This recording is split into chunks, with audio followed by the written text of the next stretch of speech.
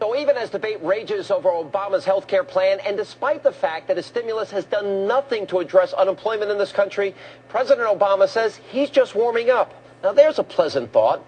Now, yesterday, the president marked his very first trip to New Orleans since taking office, and after spending less than 4 hours on the ground there, he was whisked away on Air Force One to, of all places, San Francisco, California. And while speaking at a Democratic Party fundraiser, he revealed what's next on his radical agenda. And if you thought his priorities were misplaced in the first 9 months, well, take a look at what he has in the next 9 months.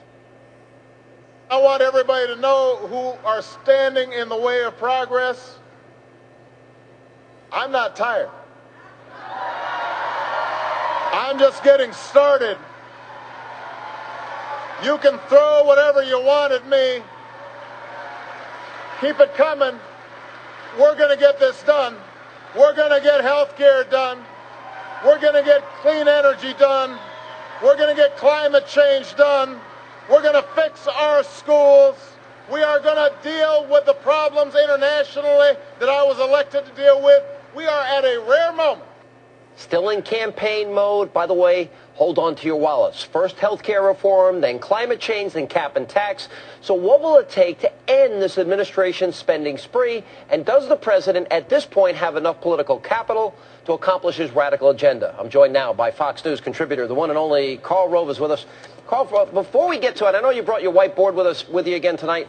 Before we get there, let's look at these polls. 43% now of Americans, only 43%, would vote for him for president today. You look at his approval rating, has slipped back into the 40s. But more interestingly, independents, he's losing 46 to 41. And on health care, he's losing independents 53 to 36. Not a good sign. Not a good sign at all if you're President Obama or if you're Democrats, because as you know, congressional Democrats are going to face the voters long before President Obama does. It's not just independents either. Seniors have moved precipitously against his health care plan. And also, interestingly enough, another group that's been sort of unanchored in the last couple of elections, college graduates, have moved against the president's health care plan by a pretty decisive margin. And those three groups, seniors, independents, and college graduates, are also driving the generic ballot towards the Republicans and away from the Democrats. All right, let's look at the generic ballot. Let's look at Congress's approval rating is now 21%. 21%. I mean, never seen it that low before. Never seen it that low. Yeah. All right. So you got John Corzine in a blue state like New Jersey. He's in the political fight of his life. You got Charlie Rangel. People want to throw him out of being the chair of the House Ways and Means. Harry Reid is in the 30s in his state. Chris Dodd is in trouble in Connecticut. You got Patterson in trouble, and Bob McDonnell's probably going to be the next governor of the state of Virginia. So is this really a referendum on Obama, or is this just the political tide changing? Well, I think it's both. The political tides don't change unless something causes them to change. And over the last months, we've seen, over the last 9 months, since President Obama's been inaugurated, we have seen massive new spending, horrific new debt, expansion of government that unsettles a lot of people, and an attempt to take the most personal of decisions, your health care, and turn it over to a government bureaucrat. So the political tide is shifting, but it's not just sort of the normal setting back to the norm. Something set it in motion, and the something that set it in motion is President Obama's policies. Take Virginia. I will bet you a dime to a dollar that Bob McDonnell is the next governor of Virginia, and when the results come in, I think we're going to see two very interesting anomalies. One is that Northern Virginia, which has been trending towards the Democrats, is going to trend back towards the Republicans because of independents and college-educated. And Southwest Virginia, which has been sort of up in the air and a real battleground, is going to end up back in the Republican column in large part because of seniors. And both of those are going to prove very, very damaging to the Democratic gubernatorial hopes. All right, now that brings us to the issue of health care. They're losing independents. They're losing seniors. Now, a couple of things happened this week. We had the Baucus bill come out of the Senate Finance Committee. Although it's not written, we don't have a chance to read it. We only have some of the details that have been, quote, leaked. And the Democrats put in motion this week the ability to bypass the normal process of passing a bill in the Senate, and they can now use the nuclear option. You have some numbers to show our audience tonight. Yeah, look, first of all, let's not invest a lot. I'm going to show some numbers about the Baucus bill, but remember, the Baucus bill was a vehicle. It was to get something out of the Senate Finance Committee so Harry Reid can sit in a back room someplace and write what he considers to be the real bill. But the numbers in the Baucus bill are revealing for the problem that the Democrats face in writing a bill and the gimmicks and tricks that they're going to use to when they write the real final bill. This was an $829 billion bill, which came with $500 billion plus in tax increases and $400 billion in Medicare cuts in order to pay for it. But what we need to keep in mind is that this bill it's a 10-year bill, but it doesn't really begin spending a lot of money until the 5th year. It doesn't really ramp up pretty considerably until the 6th year, and it's not fully operational until the 7th year. So what we're really doing is, in this bill, is they're front-loading the revenue and back-loading the expenditures. Otherwise, this bill would not be $829 billion.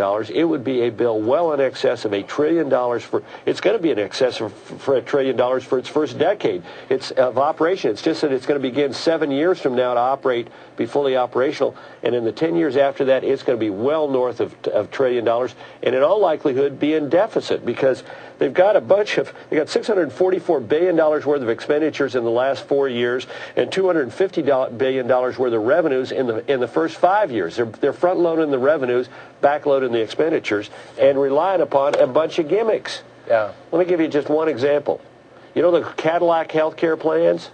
They're going to tax them with a 40% excise tax in the Baucus bill, and yet the Congressional Budget Office helpfully said, if you tax it, what's going to happen is in the second decade of the plan's operation, those revenues are going to grow 10 to 15% a year. There's $200 billion in the first decade and an even larger amount in the second decade, and that's simply not going to happen. If you tax something 40%, you're going to get less of them and less revenue, not more. All right, you see, I think this is all part of a grand scheme. Maybe this is the conspiratorial side of Sean Hannity here. You know, these numbers get confusing. We had a House bill that we analyzed. Then we've got the Baucus bill. They've got to merge that in the Senate with the Kennedy bill. In the House, we have Nancy Pelosi saying she won't accept the bill without the government option. So then that's going to be merged with the Senate bill, whatever that ultimately looks like. So it almost seems like they just think the American people are going to get confused. They're not going to pay attention to all this, and they're going to, sort of pass this in spite of the will of the American people. Does that work? Yeah.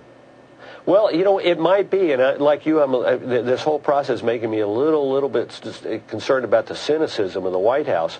But the games they're playing in all these bills to stay in line with what the president said, I want something less than $1 trillion, and I want something that is deficit neutral. They're playing games that assure that while it may hit those two goals in the first 10 years, it ain't going to hit them in the out years, and they all know it. So, yeah, they may just be banking on the American people being angry in July and August, but not hot and bothered in October, November, and December when they're actually trying to pass the real bill. Right. And you're right. They got 5 different bills, 3 in the House, 2 in the Senate, merge them all into one bill and run it through during the holidays and don't give us time to look at it. All right, well, and that's the thing. They won't even give us the 72 hours that the president promised during the campaign that he'd give the American people. Here's a political question I have for you. See, I don't think the people around the president are serving him well. They let him go to Copenhagen. Frankly, when he should be paying attention to the troops, they're engaged in a war against the Fox News channel. I think they're getting distracted very, very quickly. Unemployment's now close to double digits here. And more importantly, it seems if the president, in that clip we just played, if he's going to force health care, if he's going to force cap and tax, these Democrats in these marginal districts, if they are pressured to vote for this, I think he's forcing them to walk the plank. Their careers are over. So is he being served well politically is the question. Well, there are 2 answers to that. No, he's not being served well because, look, the number one problem facing the country is the economy, and he's talking about everything but the economy.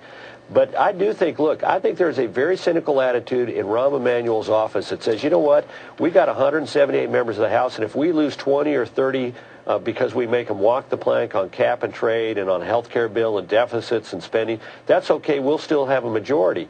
But, a lot of members are going to be looking at what happens in Virginia here in a couple of weeks and New Jersey. Even if Corzine somehow gets in by spending vast sums of money, People are going to say he shouldn't have had that kind of problem, and Obama is a weight on us. And then if Virginia goes the way I think Virginia is going to go, with Republicans taking the governorship, lieutenant governorship, and AG, this could be a real signal that the American people are revolting against all of these spending and deficits and government expansion that's the hallmark of the Obama administration. But I think, frankly, they're looking there saying, you know what, we can suffer to lose a bunch of those moderates. Let's make them vote for give the tough liberal San Francisco liberal vote. But if they get defeated, that's their problem, not ours. You see, I also think they want to pass this. They want this bill finished before these elections, these gubernatorial races. I got to thank you, by the way. I wasn't feeling well yesterday. You filled in for me at Liberty University. I owe them a trip, and thank you very much.